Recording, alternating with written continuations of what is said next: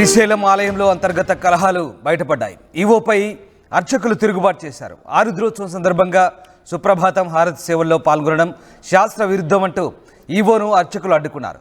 ఈ నెల 12, 13 తేదీలు నిర్వహించిన వార్షిక ఆరుద్రోత్సవానికి ప్రధాన అర్చకుడు వీరన్న పాల్గొనలేదు. మొక్కుబడిగా ఆరుద్రోత్సవం నిర్వహించారు అర్చకులు. అర్చకులపై ఈవో శ్రీనివాసరావు ఆగ్రహం వ్యక్తం చేశారు. వెక్కిలి నవ్వులు నవ్వుతూ కైంకర్యాలు నిర్వహించారంటూ మండిపడ్డారు ఈవో. ఆలయ ప్రధాన అర్చకులు వీరన్న, అధ్యాపక పూర్ణానంద స్వామి, వైదిక కమిటీ సభ్యులు మార్కండేయ శాస్త్రికి మెమోలు జారీ చేశారు. 3 రోజుల్లో వివరణ ఇవ్వాలంటూ ఆలయ ఈవో ఆదేశాలు జారీ చేశారు. దీంతో అర్చకులకు ఈవోకు మధ్య కోల్డ్ వార్ బయటపడింది. అంతర్గత కలహాలు ఒక్కసారిగా చర్చనీయాంశంగా మారాయి.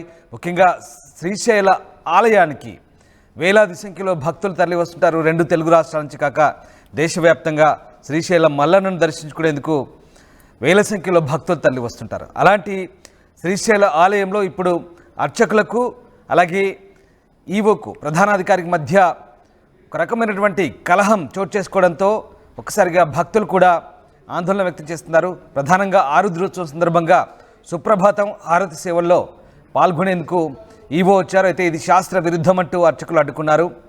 దీంతో ఈవోకు అర్చకుల మధ్య గొడవ ప్రారంభమైంది.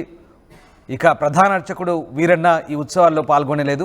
మొక్కుబడిగా ఈ ఆరుద్రోత్సవాన్ని నిర్వహించారు అర్చకులు. దీంతో అర్చకులపై ఈవో శ్రీనివాసరావు ఆగ్రహం వ్యక్తం చేశారు. అంతేకాదు వెక్కిలి నవ్వులు నవ్వుతూ కైంకర్యాలు నిర్వహించారంటూ కూడా ఆయన కామెంట్ చేశారు, మండిపడ్డారు.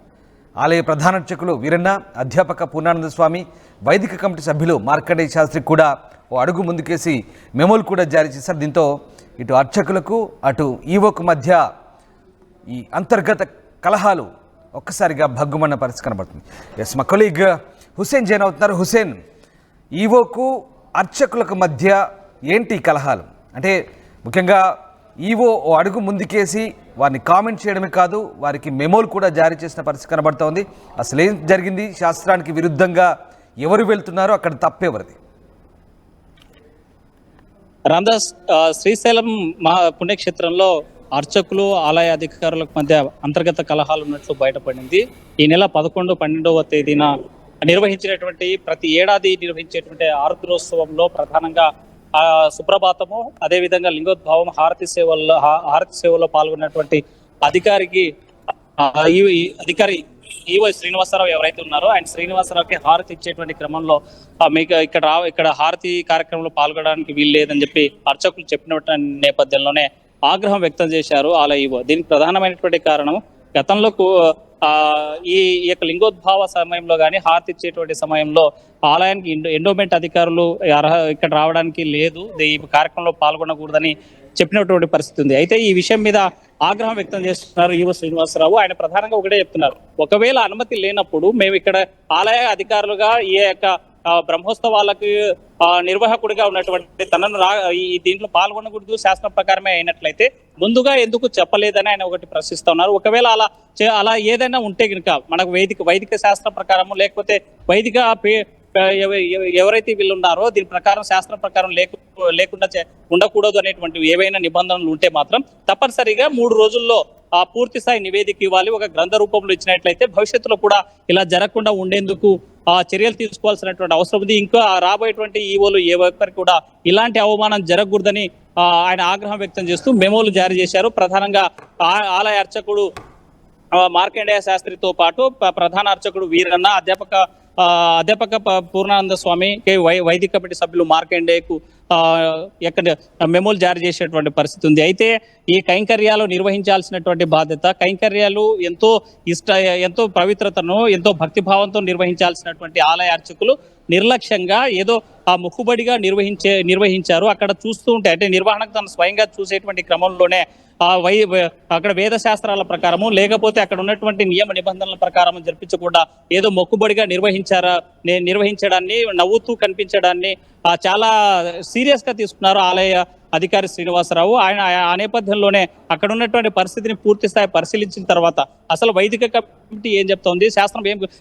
వేద శాస్త్రాలు ఏం చెప్తా ఉన్నాయి, అసలు ఆలయ అధికారులకి ఇక్కడ అర్చకులకు మధ్య ఈ కార్యక్రమంలో ఎందుకు పాల్గొనకూడదు పూర్తి స్థాయి సమాచారం ఇవ్వాలి. ఎందుకంటే గతంలో కూడా లవణ అదేవిధంగా రామారావు ఉన్నట్టు ఈవోలకు ఉన్నటువంటి నేపథ్యంలో గత ఏడాది అటు పై ఏడాది జరిగినటువంటి కార్యక్రమాల్లో కూడా స్వయంగా ఆలయానికి సంబంధించినటువంటి ఈవో అధికారి ఎండోమెంట్ అధికారి ఎవరైతే ఉంటారో ఆ యొక్క నిర్వహణ కార్యక్రమంలో హారతి కార్యక్రమంలో పాల్గొనేటువంటి సందర్భాలు ఉన్నాయని ఆ అంతర్గతంగా ఈ ఆలయంలో ఉన్నటువంటి కొంతమంది ద్వారా సమాచారం అయితే స్పష్టంగా ఉంది. కానీ ఈయన ఇక్కడ ఉన్నటువంటి ఈ ఈవో శ్రీనివాసరావును ఎందుకు దూరంగా పెట్టాల్సినటువంటి పరిస్థితి ఉంది? ఎందుకోసం ఆయన సతీమణితో పాటు ఆ యొక్క కార్యక్రమాల్లో పాల్గొనాలని అక్కడ భక్తిభావంతో వెళ్ళినటువంటి ఆలయ ఈవోకి అవమానకరంగా ఫీల్ అయ్యారు. ఎందుకంటే ఆలయానికి సంబంధించినటువంటి అధికారి, దాంతోపాటు ఈ యొక్క నిర్వహణ కార్యక్రమం అంతా కూడా ఈ బ్రహ్మోత్సవాలకి, ఈ సంక్రాంతి బ్రహ్మోత్సవాలకి ప్రధాన నిర్వాహకుడు అతనికి అనుమతి లేకపోతే ఇంకెవరికి ఉంటుంది?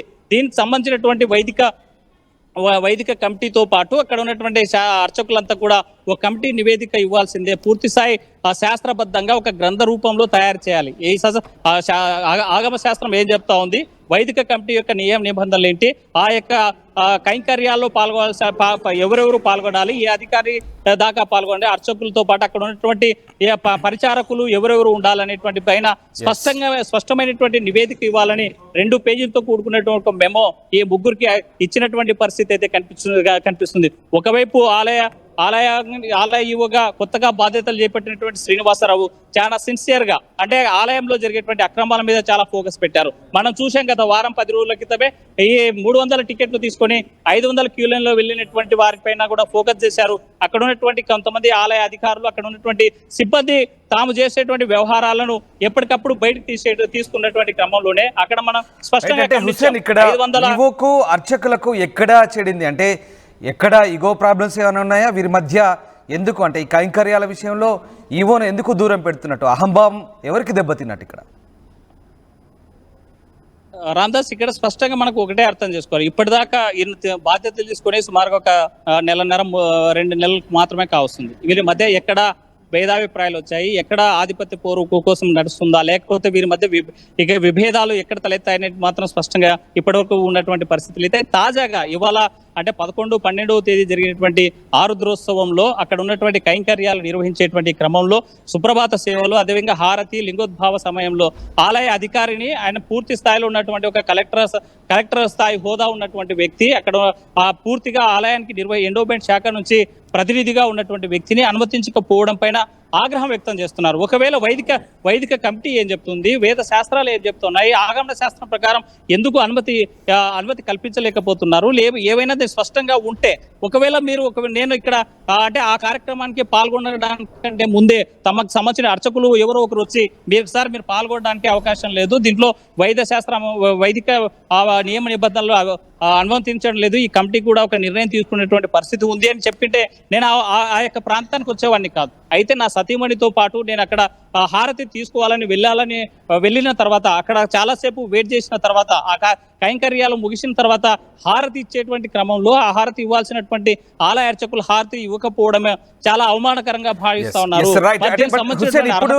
స్వామివారికి జరగాల్సిన పూజా కార్యక్రమాలు, కైంకర్యాలన్నీ కూడా నిరాటకంగా రెగ్యులర్ గా సాగుతున్న పరిస్థితి ఎట్లా ఉంది? ఇప్పుడు అంతా బాగానే ఉందా శ్రీశైలంలో?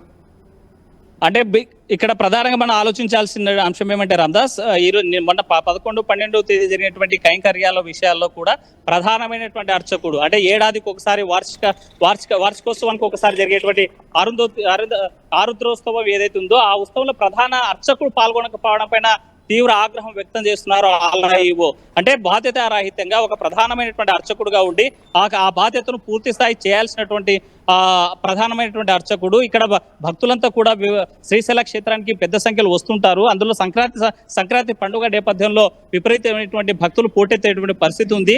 అలాంటిది మనం భక్తిభావంతోనూ భక్తి శ్రద్ధలతోనూ ఎంతో నియమ నిబంధనలతోనూ పూర్తి స్థాయిలో ఈ కైంకర్యాలు నిర్వహించాలి, పూజలు నిర్వహించాలి, అక్కడ ఉన్నటువంటి పద్ధతులు పాటించాలని చెప్పాల్సినటువంటి ప్రధానమైనటువంటి అర్చకుడు అక్కడ గైర్హాజరు అవడమే తన యొక్క నిర్లక్ష్యానికి, తన యొక్క అక్కడ ఉన్నటువంటి తన ధోరణికి స్పష్టంగా అర్థమవుతుంది అనే మీద ఆగ్రహం వ్యక్తం చేశారు.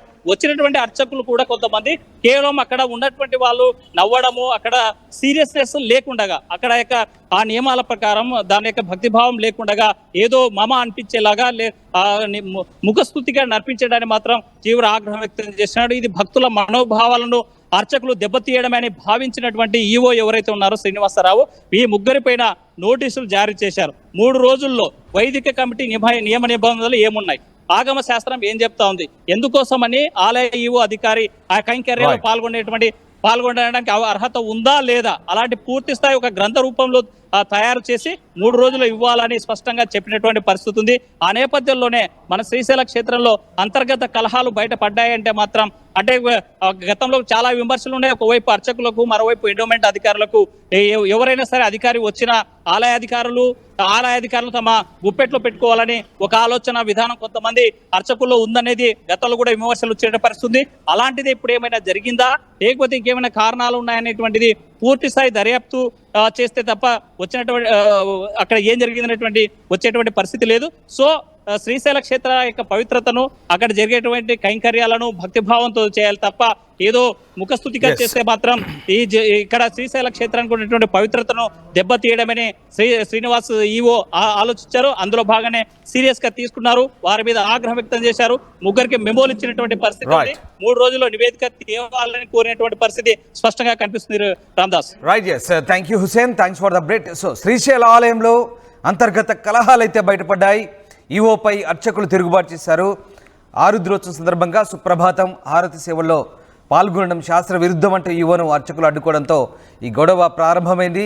ఉత్సవంలో ప్రధాన అర్చకుడు వీరన్న పాల్గొనలేదు, మొక్కుబడిగా ఉత్సవం నిర్వహించారంటూ అర్చకులకు మెమో జారీ చేశారు ఈవో. దీంతో గొడవ ముదిరి పాకాన పడింది. మరోవైపు ఈవో కొత్తగా వచ్చినట్టుగా తెలుస్తుంది. నెలన్నర క్రితం వచ్చినటువంటి ఈవో గతంలో ఇంటి దొంగలు కూడా పట్టుకున్నారు.